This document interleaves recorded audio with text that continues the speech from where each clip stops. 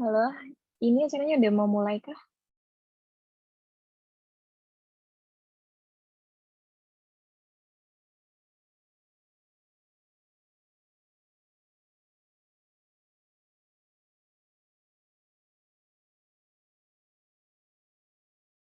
Halo.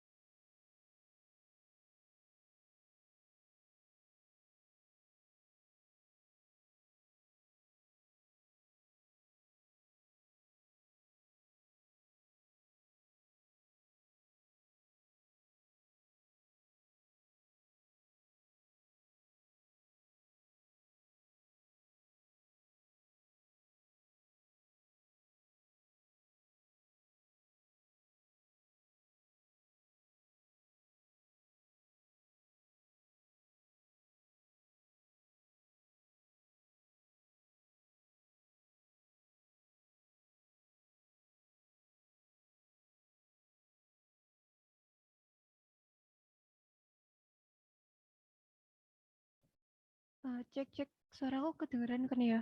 Kak Dia, mohon maaf untuk tadi telat merespon karena tadi ada permasalahan dikit tentang sama moderatornya.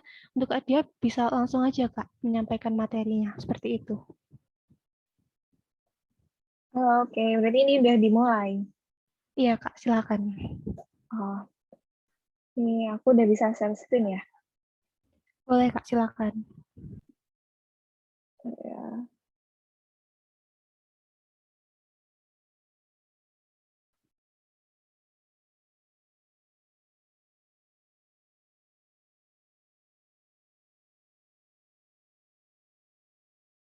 Udah kelihatan ya. Sudah Kak, aman. Sorry salah.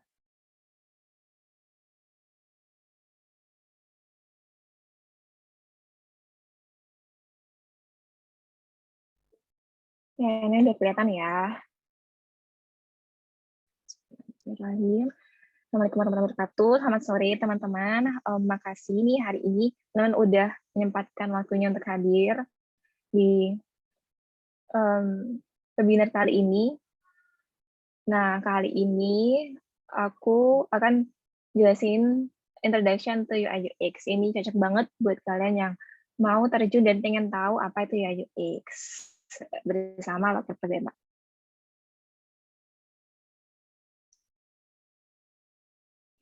Next, hari ini kita akan bahas tentang pertama itu tentang history of UX. Mungkin ini jarang banget dibahas sama desainer lainnya ya, kayak dari mana istilah UX itu berada itu akan dijelasin. Kemudian ada UX parable. UX parable itu perumpamaan dalam UX yang bisa menambah pengetahuan kita atau lebih solid gitu ya pengetahuan kita tentang apa itu UX. Nah, itu akan dijawab nanti pemahaman kita itu akan terangkum di what is UX nanti. Kemudian kita juga akan bahas tentang mengapa UX itu penting bagi sebuah produk. Setelah kita tahu pentingnya, kita akan belajar bagaimana cara seorang UX designer itu proses desainnya hingga dapat membantu solve problem sehingga bikin produk yang bagus tersebut gitu ya. Nah, sebelum kita mulai, aku izin kenalan singkat. Aku Dia Larasari, biasa panggil Dia. Backgroundku di diploma multimedia, dan udah kurang lebih 3 tahun ya berada di industri product design ini. Terus mungkin kalau waktunya hari ini kurang cukup ya untuk teman-teman mau tanya-tanya, bisa connect aku di LinkedIn, search aja di Larasari, atau di IG, atau di WhatsApp juga bisa. Mau tanya-tanya lebih lanjut tentang UI UX. Tuh. Oke, mungkin sebelum kita mulai intermezzo nih, di sini udah ada yang tahu tentang UI UX atau kepanjangannya deh. Coba jawab di kolom chat.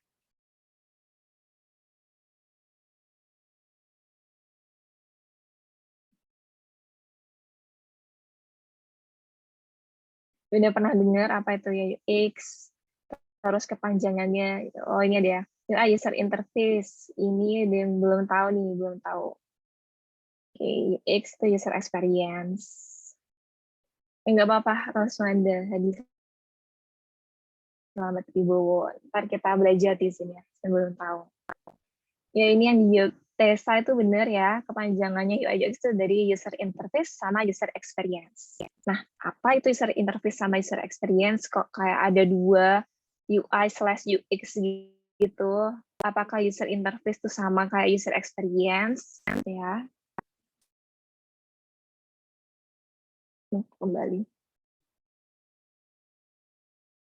Nah, coba kita mengenali sejarahnya dulu, sejarah istilah UX ini ditemukan gitu ya. Ini aku suka dari tulisannya UX Canvas yang sempat di-repost sama UXID Prop. Aku ambil repostnya di UXID karena mudah dicari. Kalau di UX Canvas-nya sendiri tuh dia udah ngepost banyak banget, jadi susah dicari. Tapi aku suka post ini. Ini UX Canvas menyebutnya The Brief History of User Experience gitu.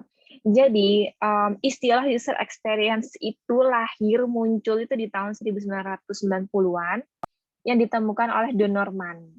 Don Norman ini sekarang tuh bapaknya UX, ya. Dia punya website sendiri namanya NN Group, Nielsen Norman Group. Itu kayak bisa jadi kiblat para UX designer berpedoman gitu ya untuk memecahkan masalah atau menggunakan metode-metode tertentu. Nah, di tahun 1990, Don Norman menemukan istilah user experience saat dia masih bekerja di Apple. Nah, gimana ceritanya dia tuh menemukan user experience, apa problem yang dia hadapi waktu itu. Jadi Apple punya Apple Store ya, Apple Store. Kemudian dia memperhatikan orang yang membeli di dalam Apple Store secara fisik ya, bukan App Store di aplikasi. Dia memperhatikan orang yang beli secara fisik di toko fisiknya Apple itu bagaimana. Dia memperhatikan bahwa saat orang pilih-pilih barang komputernya gitu ya, waktu itu komputernya masih gede-gede, dia bayar, gitu, terus dia bawa ke mobilnya mau ditaruh di bagasi, tapi nggak cukup, nggak muat. Komputernya itu kebesaran dan bagasinya nggak cukup untuk memuat komputer tersebut gitu. Jadi dia dari observasi itu tuh dia menganalisa ini ada yang salah nih sama layanan pembeliannya di toko Apple ini gitu. Jadi dia menemukan istilah user experience. Ada sesuatu yang perlu diperbaiki di sini. Pengalaman penggunanya harus diperbaiki di sini. Nah, dari situ muncullah istilah user experience. Saat Don Norman bekerja di Apple kan merupakan perusahaan produk digital ya, seperti kita tahu, masuk ke segmen human computer interaction gitu. Yang diperhatikan sama Don Norman itu adalah masalah manusianya sendiri. Masalah manusianya itu sulit bawa Apple komputer itu. Gitu. Makanya sekarang istilah user experience atau UI/UX itu lebih terkenal, familiar untuk produk digital. Karena Don Norman berasal dari Apple, waktu itu bekerja di Apple. Namun sebenarnya Don Norman itu men-highlight masalahnya itu nggak cuma di aplikasi aja, tapi juga di layanan pembeliannya di toko Apple itu sendiri. Gitu. Itulah sejarah munculnya istilah user experience. Itu normal. Kembali lagi.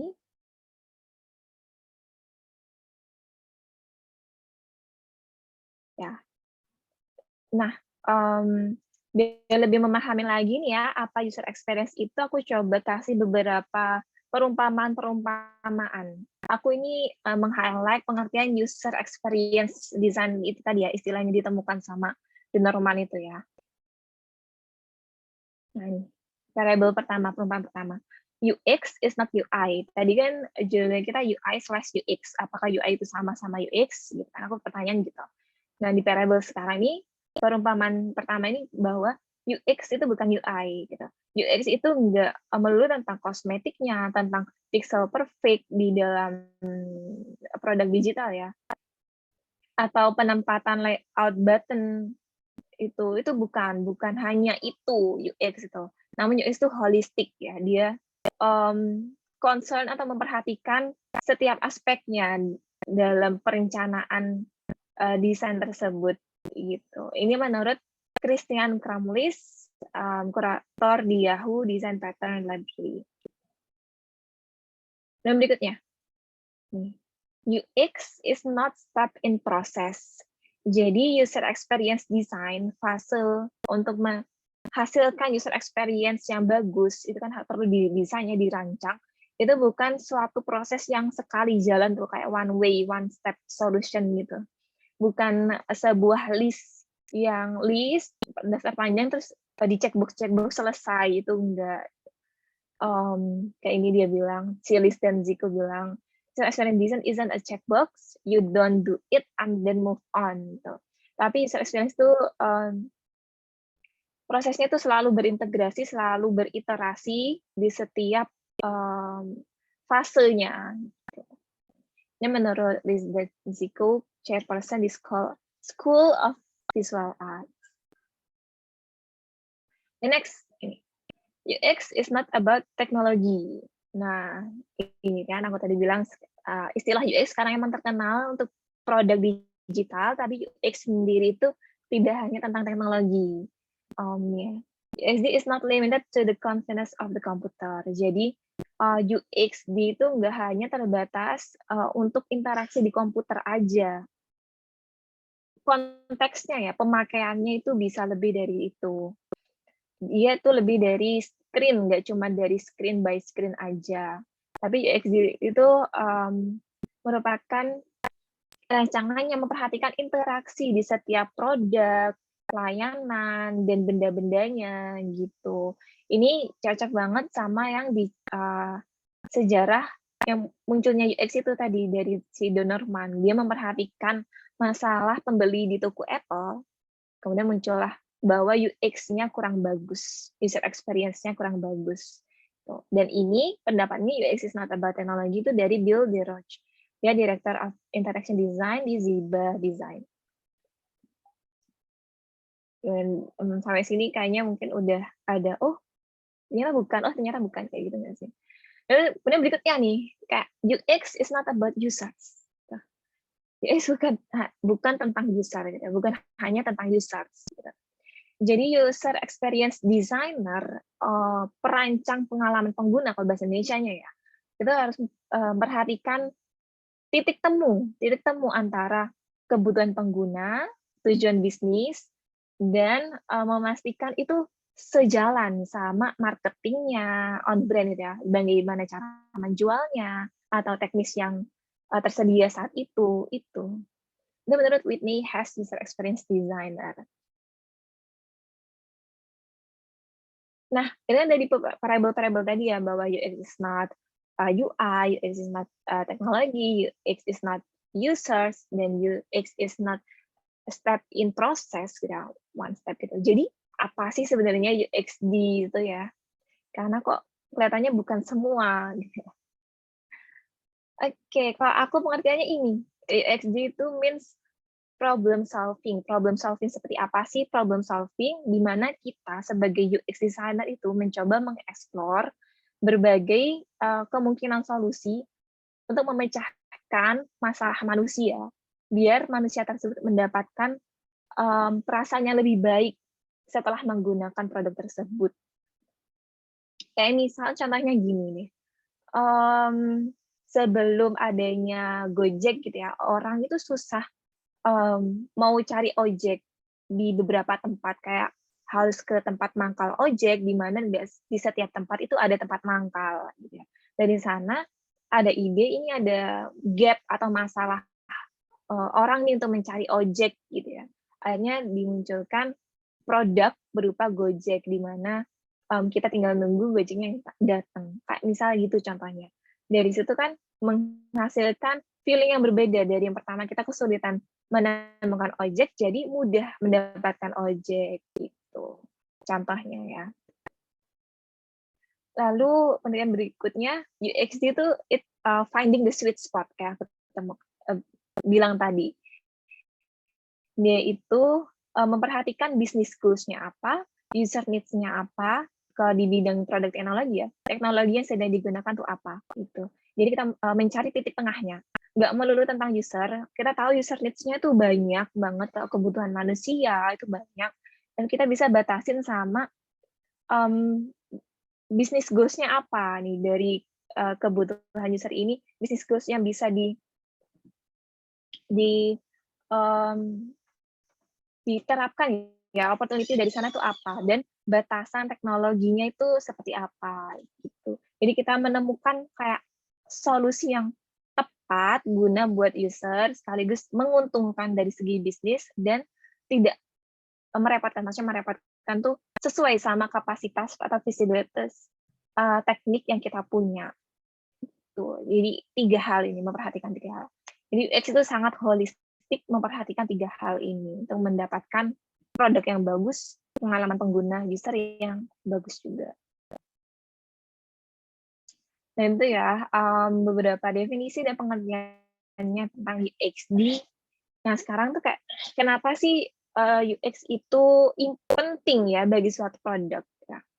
Tapi coba kita perhatiin di kehidupan keseharian kita, kayak hampir nggak pernah mungkin berapa menit gitu, atau berapa jam lepas dari namanya handphone kita aja ya. Gitu. Bahkan mungkin kita punya lebih dari satu gadget, baik itu HP, laptop, iPad misal ya. Gitu. Jadi kegiatan sehari-hari kita tuh nggak pernah lepas dari penggunaan suatu produk, apalagi produk digital. Gitu. Produk digital udah menginvasi seluruh dunia, nggak cuma pemakaian pribadi pun. Kayak ini aku contohin gambar lalu lintas, yang seperti aku ketahuin itu lalu tol, ya semacam tol di Jepang itu udah menggunakan sensor pendeteksi mobil mana aja nih yang melebihi kecepatan maksimum di tol gitu. Jadi saat suatu mobil ya melewati kayak gate yang ada sensornya, ternyata dia ditemui kalau melebihi batas kecepatan maksimum, dia nomor polisinya itu tercatat sama sensornya dan dikirim ke server kepolisian di sana, nanti dapat hilang gitu kayak. Wow, produk digital apa ya? Digital itu udah dipakai semasif itu sekarang di bidang traffic ya tadi ya. Nah, dengan semakin banyaknya pengguna produk digital gitu ya, orang-orang penggunanya ini semakin aware, semakin waspada terhadap pengalaman pengguna yang diberikan setiap produknya itu. Gitu. Kayak misalnya yang jelas-jelas tadi gue contohin kayak Gojek dan Grab, itu kan head to head ya saingannya. Pasti orang ada yang lebih milih Gojek dan ada yang milih Grab gitu, dan mereka punya alasannya masing-masing tentunya.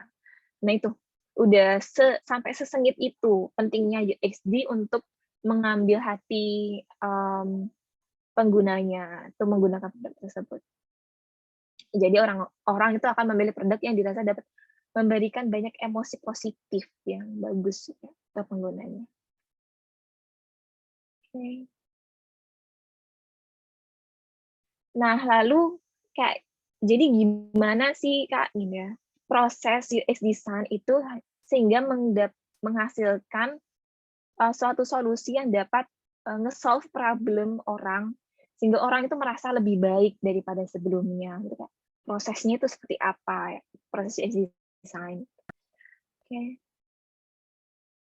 Nah, ini framework yang harus dimiliki ya untuk setiap UX designer. Itu design thinking framework. Ini yang kayak mindset utama setiap desainer harus punya, itu harus kukuh di sana. Nah, itu ada dimulai dari understanding, memahami, kemudian ada explore, tahapan explore ide, kemudian materialize, ini tahapan implementasi. Kita semua tuh ada di semua proses ini. Lebih detailnya itu pertama ada empathize, kita mencoba memahami user-nya seperti apa, bisnis goals-nya yang dibutuhkan apa, kemudian teknologi atau batasan teknologi seperti apa gitu ya. Kemudian define, kumpulkan semua masalah-masalahnya dan sekiranya tuh masalah mana nih yang bisa di solve dulu, diprioritaskan semacam itu. Baru kita bisa explore ide dari masalah terbesar tersebut, idenya tuh apa aja. Setelah kita punya dapat ide, kita bikin prototipe-nya sehingga ada bentuk visualnya, bentuk yang bisa dirasa, dipegang sama user terhadap ide tersebut. Nah, setelah ada prototipe-nya, kita bisa tes langsung ke penggunanya. Apakah itu udah memenuhi kebutuhan yang pengguna tersebut butuhkan? Apakah dari prototipe itu udah menjawab solusi, menjawab masalah setiap penggunanya? Gitu. Dan terakhir itu implement. Kalau udah feedback-nya bagus, kita bisa lanjut produksi lebih masif, lebih deep, lebih banyak. Nah, tapi tahapan ini tuh bukan one step proses yang tadi aku bilang, ini bukan step yang satu kali jalan, ini merupakan proses iterasi terus. Dari sini tuh bisa balik lagi ke empathize, dari tes bisa balik lagi prototype, ideate, define, dari prototype ke empathize dan sebagainya. Kenapa? Karena kita selalu mencari feedback yang terbaik. Kalau emang dari tes ini ya feedback-nya kurang baik, kita akan kembalikan ke prototype-nya gitu.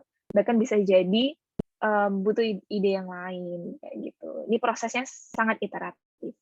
Baik meskipun udah diimplement, kita tetap cari tahu nih apa masalah yang timbul dari yang produk yang kita udah launch sekarang, ya, kita berempati lagi untuk menemukan masalahnya lagi. Karena itu kerja di startup ya sebagai UX designer itu rapid, maksudnya emang sangat memanfaatkan waktu, nggak ada yang waktu terbuang. Ada feedback apa, buruk apa, kita coba tanganin, solve, gitu. Langsung cepat gitu prosesnya. Nah, ini ya tahapan design thinking-nya, kita mulai berempati dengan pengguna, kemudian mendefinisikan masalah-masalahnya, dan masalah terbesarnya apa gitu ya. Kemudian kita bantu menemukan solusi untuk masalah tersebut sesuai sama bisnis goals-nya kita. Setelah itu kita berikan gambaran nyata dari ide tersebut. Ini kayak prototype tadi yang aku sebutin. Kemudian dari prototype itu kita bisa ujikan ide solusi kita ke penggunanya langsung untuk mendapatkan feedback langsung ya. Kemudian kalau udah dapat good feedback mayoritas, kita bisa terapkan menggunakan teknologi yang kita punya. Dan ini bukan one way step to solve. Itu harus sering diiterasi dan didiskusikan. Itu mungkin teori-teorinya ya. Mungkin aku akan jelasin ini kayak bagaimana sih penggunaan design thinking di produk, benar-benar produk digital. Proses desainnya itu seperti apa, ini aku jelasin ya dari portofolioku sendiri.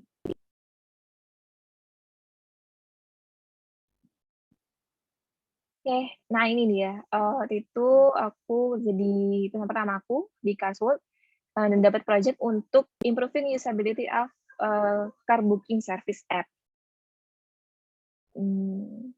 Jadi ini project-nya tentang ini. Jadi kayaknya si punya bisnis ini dia bergerak di otomotif ya, namanya Cashworld. Di sana aku sebagai UX designer dan dibantu juga Mas Fikri waktu itu. Dan metode dan skill yang kita gunakan itu mulai dari wireframing itu ideate solution gitu ya, design, prototyping dan studi testing. Yang kita kerjakan project ini ya tuh waktu itu di Desember 2018 sampai dari Februari 2019. Nah, ini outline tuh ini proses desain yang kita jalani. Kurang lebih seperti ini. Ini bersama ya kayak design thinking itu. Kita pertama understanding business goals-nya apa, kemudian understanding user-nya seperti apa, masalahnya di mana. Kemudian dari mengetahui masalahnya ini kita kelompokkan dan masalahnya apa dan identify opportunity yang bisa di-improve dari sana. Sebentar ya.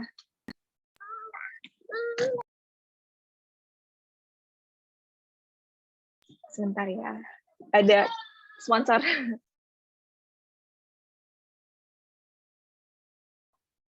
Oke. Udah. Sorry. Okay. Oh ya, ini outline-nya. Kurang lebih sama kayak design thinking. Yang ketiga itu identify opportunity of product improvement. Dari masalah ada itu kita gimana cara kita atau solusi kita untuk nge-solve masalah tersebut. Kemudian kita designing idenya, merancang idenya, testing, dan menemukan resultnya. Kalau udah bagus, kita launch, dan terakhir lesson learn dari aku sendiri. Oke, Prama. Ini tahap empathize ya, masuk ke tahap empathize tadi, understanding. Pokoknya kita harus benar-benar paham nih bisnis goals-nya. Nah, jadi Cashworld itu merupakan startup otomotif yang menyediakan car booking service. Itu dinamainya Carfix produknya. Carfix ini juga ada bengkel, nyatanya resminya ya, fisiknya itu terkenal dan udah banyak di Jawa Tengah biasanya. Nah, mereka udah launching ya si Carfix, produk Carfix, tapi hasilnya itu nggak memuaskan. Masih banyak pengguna itu yang komplit dan tanya lewat CS gitu. Terus dan itu tanyanya tuh tentang usability-nya, tentang cara penggunaannya. Gitu. Nah, jadi dari sana membutuhkan waktu yang lama kan user itu sampai akhirnya booking service. Mereka akhirnya lebih milih booking langsung aja daripada booking lewat online gitu. Jadi objektif bisnisnya nggak tercapai, mau menggait user baru dari aplikasi ini. Nah, jadi bisnis goals-nya itu gimana caranya untuk membuat new design yang dapat meningkatkan people engagement, people itu mau balik lagi, atau people usernya itu mudah mengaksesnya. Jadi banyak yang booking dari app tersebut. Nah itu tadi masalahnya si bisnis, dia nggak dapat user atau nggak dapat pelanggan lewat apps karena usability-nya jelek gitu. Kita cari tahu masalahnya di user tuh apa, usability seperti apa. Nah, ini aku kumpulkan masalah-masalahnya itu dari komplain di CS, yang masuk itu apa aja. Dan ternyata banyak yang masuk itu kayak orang-orang tuh masih nggak tahu caranya menggunakan aplikasi ini, kayak step-stepnya itu masih terlalu panjang. Kayak, saya mau cuci mobil nih pakai aplikasinya, masalah antrinya. Itu kayak, kita udah kasih step-stepnya, terus pilih yang mana tuh masih bingung. Gitu ya. Nah, dari situ kita men-sum up kalau ini butuh desain yang lebih bagus, desain usability-nya. Kemudian kita coba understanding juga ke produk yang udah launch itu masalahnya gimana sampai orang tuh bingung. Kita coba menjadi user-nya. Setelah kita observe, ternyata di aplikasi ini untuk sampai berhasil booking itu butuh 13 step untuk sampai berhasil booking. Kemudian komponen UI-nya itu kurang terlihat dengan jelas, kontrasnya, accessibility-nya kurang terbaca dengan jelas. Kemudian wording-wording yang digunakan itu nggak friendly bagi orang yang nggak tahu atau jarang, atau mungkin ibu-ibu yang mau ke bengkel itu nggak untuk semua orang gitu. Wording-nya itu kayak susah dimengerti. Nah ini current flow-nya produk saat itu tuh ada 13 step untuk orang tuh sampai dari open Carfix sampai selesai booking 13 step. Terlalu banyak, too much. Ya. Nah, ini UI komponen yang kurang accessible nih. Ada nggak konsisten, ini tulisannya font-nya kecil, di sini tuh besar. Dan kalau kecil tuh jadinya nggak kelihatan juga. Dan ini juga touch area-nya itu terlalu kecil, button-nya ini juga terlalu kecil. Jadi accessibility-nya orang, jempolnya orang yang besar itu sebenarnya sering salah pencet. Nah, dari sana kita merangkum bagaimana kita memberikan fresh design yang dapat meningkatkan usability di setiap komponen desainnya. Nah, baru deh kita mulai desainnya. Kita mulai desain dengan mengkurasi flow yang ada. Jadi 13 step kita kurasi step-step yang bisa digabungkan jadi satu menjadi 7 step aja. Gitu ya. Kemudian setelah kita temukan flow-nya, kita buat wireframe-nya kayak ide. Ini masuk ide ya, idenya kita dari sana tuh gimana? Ide kasarnya, sketsanya kita buat di kertas gini, coret-coretan nih Mas ya. Terus keterangannya dari sini, penjelasannya. Nah setelah kita lebih jelasin ya ide kita ke teman-teman lain, ke stakeholders, ke business development, gitu ya. Mereka udah pada setuju, kita lanjutkan prosesnya, idenya itu untuk mencari desain inspirasi atau visual design inspiration. Kita cari misalnya di Dribbble atau di Pinterest, kemudian aku pakai keyword otomotif, car service, booking gitu. Dan dibuatin bucket sendiri. Untuk menginspirasi visualnya, tapi color-nya, branding-nya tetap kita sesuaikan sama Carfix punya, itu tadi kita bilang ya. Jadi tetap memikirkan holistik, bisnisnya udah oke, usernya oke, dan sesuai sama brandnya. Nah ini kurang lebih hi-fi-nya yang udah terbit dan udah bisa diakses di Google Play. Kalau nggak berubah ya, karena udah lama juga project-nya. Ini output-nya yang waktu itu aku kerjain. Nah ini beberapa improvement yang kita lakukan. Ini maksudnya bisa dibilang ini masalah sebelumnya, kemudian kita atasi dengan desain seperti ini. Pertama kayak ini simplify dashboard. Dashboard-nya ini ya masih harus klik satu-satu servisnya dulu atau apa. Kita simplify jadi satu tempat, pilih mobil, komplain dan servis yang ingin dipakai itu apa di sini. Dan kedua kita improve listing bengkelnya lebih intuitif dengan menyajikan Google Maps peta ya di mana Carfix terdekat dari lokasi usernya tersebut. Ini ada map Carfix yang terdekat dari orangnya. Nah, sama ini juga jadi masalah waktu itu di booking service tuh juga bisa pilih waktu yang yang disediakan tuh plek-plekan jadi dari jam 8 sampai jam 3 waktu kerja bengkelnya buka, tapi ini nggak ke-update. Jadi misal jam 9 itu penuh penuh full booking sebenarnya sama orang-orang di aplikasi atau di orang yang datang langsung. Di sini di aplikasi yang lama itu tidak menginformasikan hal itu. Jadi orang yang mau pesen jam 9 udah ke-booking di sana penuh itu kayak full banget experience-nya. Jadi, kita buat desainnya itu show actual time. Jadi memberikan informasi terupdate. Kalau emang jam 9 itu udah full booking, kita bikin disable, nggak bisa dipilih nih jamnya.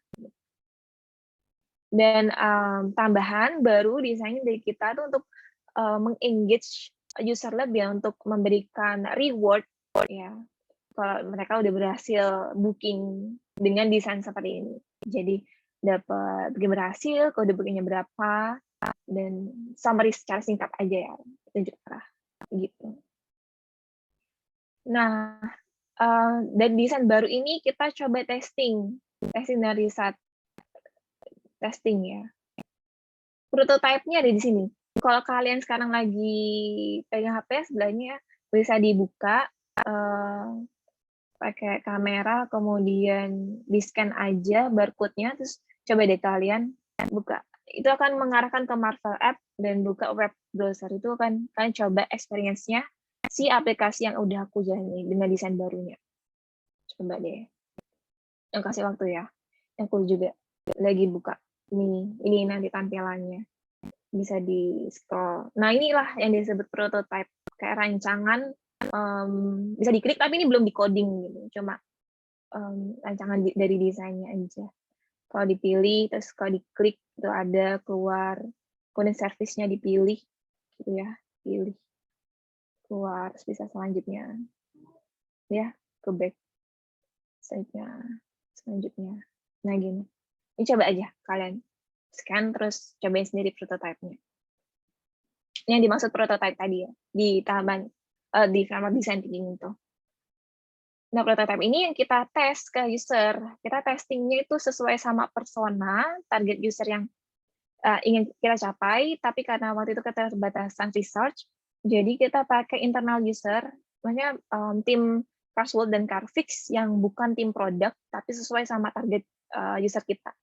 Dari old design itu, waktu yang perlu dihabiskan untuk sampai begitu 8 detik, dan rata-rata rate happiness-nya itu 3 dari 5. Sementara untuk new design ini lebih cepat, orang tuh bisa menyelesaikan sampai booking itu 5 detik aja, dan mereka lebih senang pakai new design ini dari 4 sampai 5. Dan dari result ini tuh udah cukup membawakan report hasil yang bagus ya, bahwa desain kita itu layak untuk diteruskan dan diimplementasikan gitu. Udah. Ini lesson learned yang aku alami waktu itu sendiri. Sudah, itulah tahap atau penggunaan framework design thinking dalam membuat produk digital ya. Ini di mobile apps terutama. Ya, udah sekian mungkin ya penjelasan dari aku. Di sini dari teman-teman ada yang mau ditanyakan? Oke, sudah Kak Dia untuk pemaparan materinya? Ya, sudah cukup. Oke, terima kasih Kak Dia. Untuk selanjutnya ini kita masuk di sesi tanya jawab. Ini mohon maaf ya kalau suara saya ini berisik. Karena di rumah ini barengan sama renovasi rumah ya. Kedengeran Kak, bagus suaranya. Oke, baik. Untuk selanjutnya ini kita masuk di sesi tanya jawab. Untuk teman-teman boleh silahkan kalau mau tanya bisa raise hand, kemudian open kamera dan bisa langsung tanya sama Kak Dia ya. Boleh tanya langsung ya. Iya, jadi kita cukup santai aja lah, sharing-sharing biasa gitu aja ya. Atau kalian juga bisa menyampaikan pertanyaannya lewat chat. Tapi ini sudah ada yang menyampaikan di chat nih Kak Dia. Coba aku bacakan dulu ya. Izin bertanya Kak, sebenarnya untuk ahli UI UX ini, selain ahli di bidang desain, apakah ada kemampuan khusus lain yang harus dimiliki baik dari segi hard skill ataupun soft skill? Bagaimana nih Kak Dia? Boleh langsung dijawab Iya. aja. Iya, untuk UX ini, menurutku ya lebih banyak dibutuhinnya tuh soft skill, tapi, hard skill-nya juga perlu. Soft skill lebih banyak dibutuhkan karena, soft skill apa aja yang lebih banyak yang dibutuhkan dan menurutku lebih sering digunakan itu pertama komunikasi. Komunikasi itu penting banget karena kita tuh kan ada di tengah. Tadi yang aku bilang itu sweet spot mencari titik tengah, kita harus mampu berkomunikasi, sama user, sama bisnis, sama teknologi untuk mencari masalah, menyampaikan ide kita, itu komunikasi penting banget untuk, berkolaborasi, komunikasi ya. Kedua, terus itu ada kolaborasi selanjutnya ya. Komunikasi itu untuk mempererat kolaborasi kita sama tim bisnis, tim technical, PM gitu. Itu penting. Jadi mungkin dari sekarang bisa dilatih kayak ikut organisasi gitu ya, kolaborasi, mengorganize suatu ya kalau masih kuliah, kolaborasi. Kemudian berikutnya yang ketiga tuh, yang penting soft skill-nya tuh critical thinking. Critical thinking, kita menguji selalu asumsi-asumsi yang kita punya, gitu. Jadi jangan sampai kita melakukan, pekerjaan berdasarkan asumsi sendiri gitu, harus sering-sering divalidasi sama tim, atau kalau butuh divalidasi sama user ya ke user-nya langsung. Jadi critical thinking dan mencari jawaban yang paling benar dan rasional, itu penting. Selama kita proses kolaborasi itu tadi, critical thinking. Kemudian, soft skill berikutnya yang penting juga menurutku bagi setiap desainer, baik itu UI UX designer juga, itu empati ya, empati tentu penting ya. Empati ke penggunanya, masalahnya apa, empati ke bisnisnya, atau, orang yang menyampaikan bisnisnya itu sebenarnya pengennya tuh apa, itu penting kita punya, soft skill empati, pengen tahu sebenarnya kebutuhan mereka tuh apa, mendengarkan lah ya, kemampuan mendengarkan juga itu termasuk empati menurutku. Itu, lalu yang berikutnya soft skill nih, itu termasuk soft skill, itu kreatif. Kreatif, I mean menemukan solusi yang, bagus. Bagus nih artinya, dapat memecahkan masalah pengguna dan, mudah diakses pengguna gitu ya, dan nyaman digunakan. Atau kalau punya ide baru gitu ya, tapi yang nggak jauh dari, kebiasaan pengguna, misal kayak kamu punya ide interaksinya itu waktu buka apps, mmm, loncat-loncat gitu kan. Loncat-loncat kan, agak lama timing-nya itu juga kurang mainstream bagi kebanyakan orang, tapi misal kalian punya interaksi yang lebih, bagus dan idenya itu baru, itu bisa disampaikan. Itu penting juga, karena desainer itu biasanya, lebih banyak waktu kerjanya itu waktu eksplorasi ide. Jadi kemampuan berpikir kreatif, itu penting. Jadi 5 hal itu ya, soft skill-nya menurut aku yang penting banget buat, desainer. Nah, lalu hard skill. Hard skill ini sebenarnya banyak banyak yang, perlu diketahui dan ada yang menurutku wajib dipelajari. Mungkin dari yang wajib dipelajarin ya, wajib dipelajarin menurutku hard skill-nya itu penguasaan tools desainnya sih. Tools desain itu misal Figma gitu, atau Miro untuk brainstorming, atau bisa pakai Balsamiq untuk bikin wireframe-nya aja. Itu penting, penguasaan tools, hard skill-nya, tools desain gitu. Lalu, hard skill berikutnya itu yang wajib ya, yang wajib itu penguasaan tools desain, kemudian yang, perlu diketahuin aja, itu tentang, programming. Karena, ini untuk aku bilang produk digital aja ya, jadi untuk produk digital itu programming kayak perlu diketahuin aja. Misal eee, kita ingin kolaborasinya tuh makin cepat, makin enak gitu ya komunikasinya, kita juga perlu tahu dong cara kerjanya engineer itu seperti apa, cara berpikirnya mereka itu seperti apa, gitu kayak boleh sekali-kali tuh, mmm, mempelajari coding itu juga.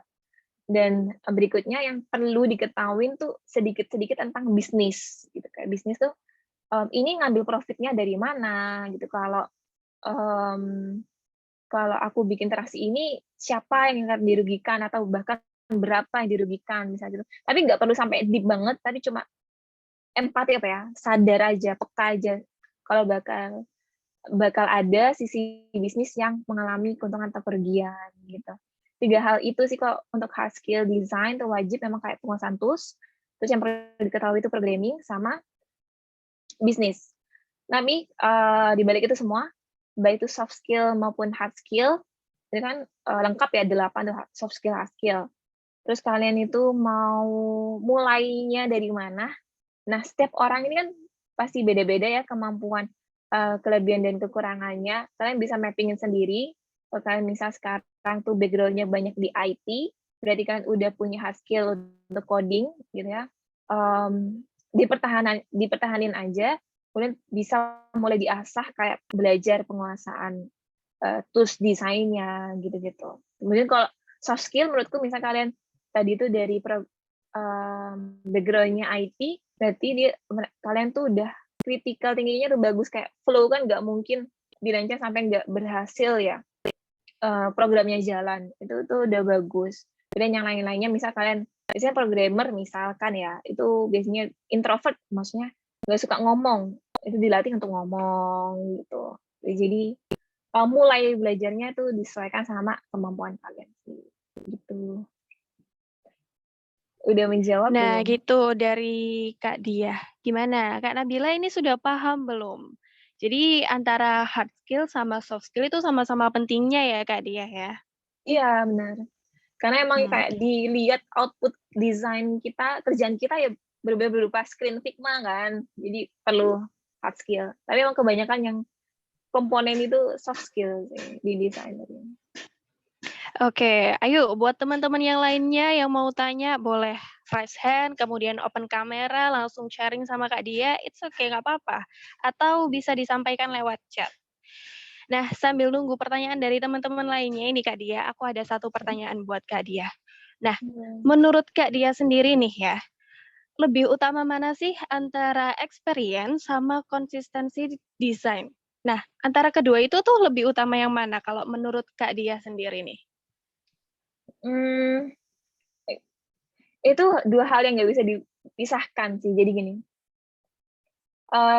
experience itu kan merupakan apa ya, outcome yang dihasilkan dari desainnya kan. Aku pakai aplikasi Gojek ini ya, aku ngerasa mudah, nyaman gitu. Nah, ngerasa mudah, nyaman itu merupakan outcome experience-nya, iya kan.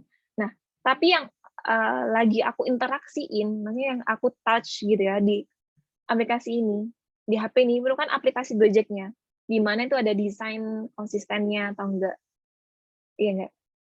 Nah, kalau aku orang yang teliti ya, karena aku masuk desain juga, terus teliti, terus menemukan di desainnya itu nggak konsisten, itu ya mungkin ini apa sih kok nggak konsisten?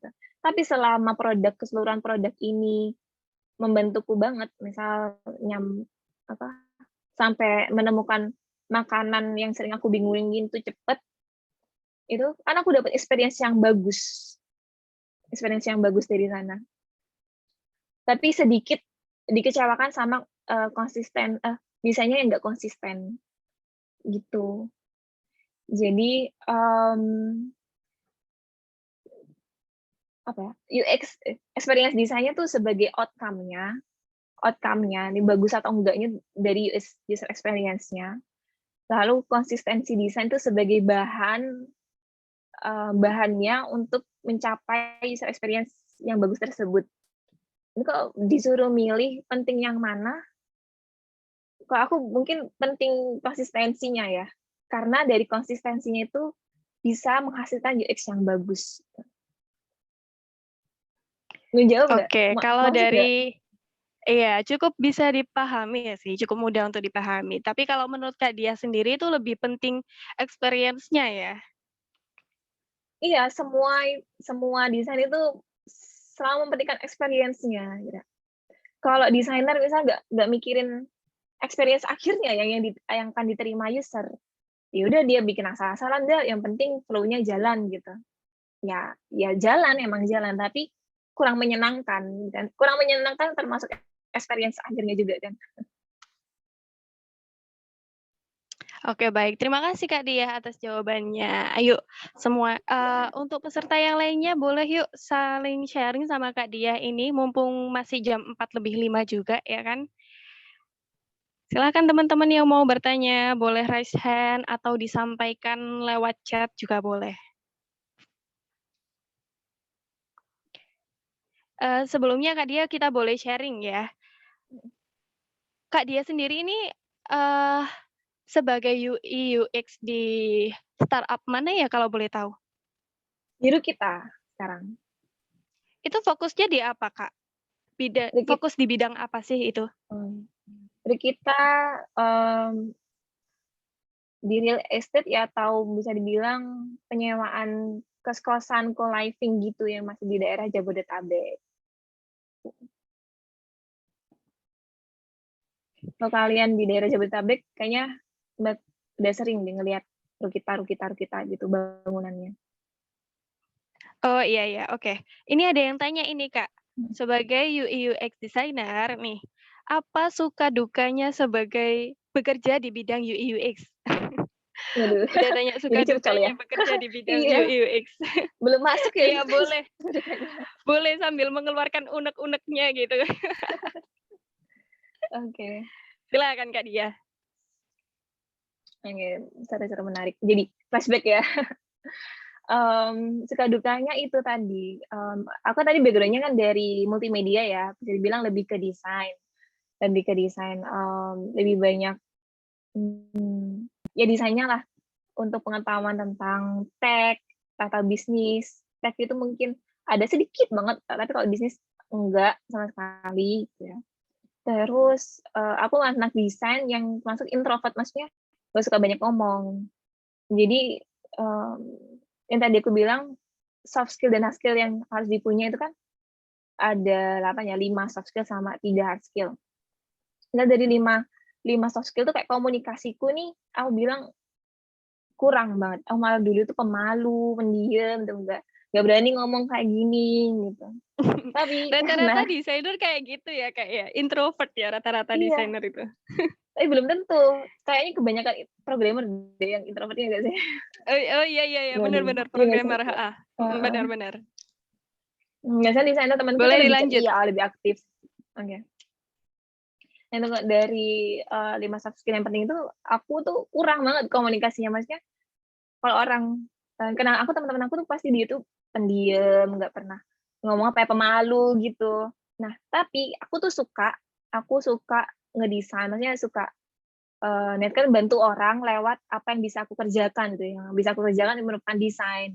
Terus pekerjaan UX ini cocok banget menurutku buat aku ingin membantu dengan desain yang skill desain yang aku punya gitu. Ya udahlah aku nyemplung lah ke UI UX. Pas nyemplung sekalian tuh aku ngerasa banget ini komunikasi ini perlu banget di mana tapi aku tuh masih kayak 10% misalnya 10% punya kemampuan komunikasi. Jadi perjalananku awal-awal karir itu bekerja sambil belajar juga gimana cara komunikasi yang baik gitu, gimana kolaborasi, berempati, gitu-gitu. Jadi aku agak struggle di nguatin soft skill-ku sendiri, terutama komunikasi di awal-awal. Itu kayak, wow, dari yang orang yang minus-minus ya, nggak bisa ngomong lah istilahnya. Nah nyemplung, terus dipaksa harus jadi plus di kerjaan ya, yang menuntut bisa komunikasi dengan baik. Itu cukup struggle menurut aku ya. Itu. Sampai-sampai tuh pernah di fase kayak, ya itu sih lagi belajar ngomong kan, tapi belajar dengan tuntutan yang besar kan, tuntutannya langsung bekerja gitu. Kalau nggak bagus nanti ruginya perusahaan tuh banyak misal kayak gitu. Dengan tuntutan yang besar tuh jadi down waktu itu, kayak, "Bisa nggak ya? Bener nggak ya aku jadi UX designer?" Tuh sempat ada di titik itu, kayak, "Bener nggak ya aku cocok jadi UX designer? UX designer loh butuh orang yang ngomong banyak, komunikasi yang baik." Tapi aku tuh enggak, gitu, kayak sempet di situ, tapi aku tetap berjuang terus ya, terus melangkah terus. Akhirnya sampai di sini, bisa ketemu kalian, alhamdulillah bisa ngomong banyak seperti ini, itu nggak terduga sih. Dan Itu. alhamdulillah juga sebagai pemateri ya kan. Iya, itu nggak nyangka banget. Itu kalau kalau pengalaman pribadi ya. Hmm. Pokoknya intinya sih niatnya buat jadi UI UX designer, niatnya dikukuhkan, terus halangan pasti ada banyak ya, halangan atau suka dukanya. Balik lagi ke niatnya itu tadi, terus aja maju sebagai UI UX designer. Oke, baik. Bisa lanjut di pertanyaan selanjutnya ya Kak Diah ya. Boleh, boleh. Ini ada dari Ahmad Zufar. Nah, kalau misal jadi gini pertanyaannya Kak Diah, semisal anak non-IT ini pengen berkarir di UX researcher atau designer, itu apa sih yang harus dipersiapkan? Dan IT ini kayak apa, kayak aku desainer juga, atau bukan di dua bidang nih, bukan IT, bukan desainer kah? Iya, misal bukan anak yang ahli di bidang IT, misal anak pendidikan gitu lah Iya, istilahnya, iya, iya, atau iya, iya. anak psikolog gitulah. Oh, iya. Itu tadi ya, apa, pengen berkarir di jadi UX researcher atau desainer, kan harus dipersiapkan. Iya, apa saja yang harus Persiapkan disiapkan? ini sih skill yang diperlukan, kayak pertanyaan awal tadi ya, ditanyakan kan untuk jadi UI UX itu apa aja hard skill sama soft skill yang perlu dimiliki, ya kan? Terus dan emang itu semua yang biasanya ditulis di job requirement. Kalau kalian lihat di karir Blibli, misalnya karir Tokopedia atau karir apa, UX designer, kamu lihat deh requirement-nya itu apa. Itulah skill yang biasanya dibutuhkan sama mereka, ya kan? Dan dari banyaknya requirement itu sama, intinya dari untuk soft skill tuh 5 hal tadi itu sama hard skill. Soft skill yang dibutuhkan tuh kayak komunikasi, kolaborasi, terus apa tadi tuh critical thinking ya, critical thinking biar bisa bantu solve problem, lalu kreatif, berpikir kreatif dan berempati. Itu 5 hal itu yang selalu dicari sama perusahaan-perusahaan. Dan hard skill-nya juga, hard skill-nya tadi bisa desain, menguasai desain tool, menguasai desain tool, kemudian tahu tentang alur pemrograman, tetap harus belajar meskipun bukan background IT, pemrograman, dan tahu tentang bisnis sedikit. Nah, itu tadi jawaban dari Kak Dia. Gimana? Ada yang ditanyakan lagi dari Ahmad Zufar? Mungkin belum paham gitu? Atau sudah cukup jawabannya? Aku ada cerita juga nih. Kalian tahu Mas Budi Tamrin, ya, ex-lead desain di Bukalapak, sekarang dia di government. Nah, Mas Budi Iya. Tamrin itu background-nya Mm-mm. akuntansi, orang Surabaya. Nah, gimana caranya orang akuntansi bisa jadi desainer, bahkan sampai jadi lead di startup yang gede, gitu kan? Prosesnya awalnya mulainya beda-beda. Waktu itu Mas Budi itu kuliah akuntansi, tapi dia passion suka ngedesain. Jadi dia ambil freelance desain, graphic designer, gitu-gitu. Sampai akhirnya dikenal sama klien luar negeri dan ditawarin kerja di sana. Di sanalah dia belajar desain. Dan sampai sekarang pun Mas Budi itu belajar hard skill-nya ya, belajar coding. Dia bikin website-nya sendiri tuh, bikin sendiri, ngoding sendiri, karena saking apa ya, semangatnya dia untuk memenuhi skill gap yang belum dia punya. Jadi kalian ingat-ingat aja apa aja skill yang dibutuhin yang aku tadi chat, dan usahakan meskipun bukan background IT atau desain, kalian bisa memenuhi kriteria ini tadi yang dibutuhkan. Nah, kalau punya udah spesifik target perusahaan yang pengen dimasukin ya, kayak my dream company itu Gojek misal, sering-sering aja lihat requirement-nya Gojek itu apa sebagai UX designer, dan penuhilah itu.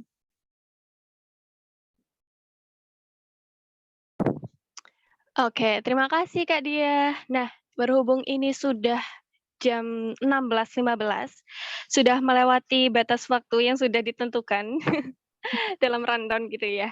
Terima kasih untuk Kak Dia sudah mau berpartisipasi sebagai pemateri di acara webinar sore ini. Saya ucapkan terima kasih dan minta maaf sekali Kak Dia atas kekurangan dalam acara ini. Oke, baik teman-teman, sekian dari saya Vira Rania. Mohon pamit undur diri. Terima kasih. Wassalamualaikum warahmatullahi wabarakatuh. Terima kasih Kak Dia. Waalaikumsalam warahmatullahi wabarakatuh. Makasih juga, seru banget sharing-sharing. Thank you udah diundang. Iya, terima kasih. Nanti kita komunikasi lagi di WA ya, Kak ya. Oke. Terima kasih untuk teman-teman yang sudah berpartisipasi. Aku leave dulu ya. Thank you semua.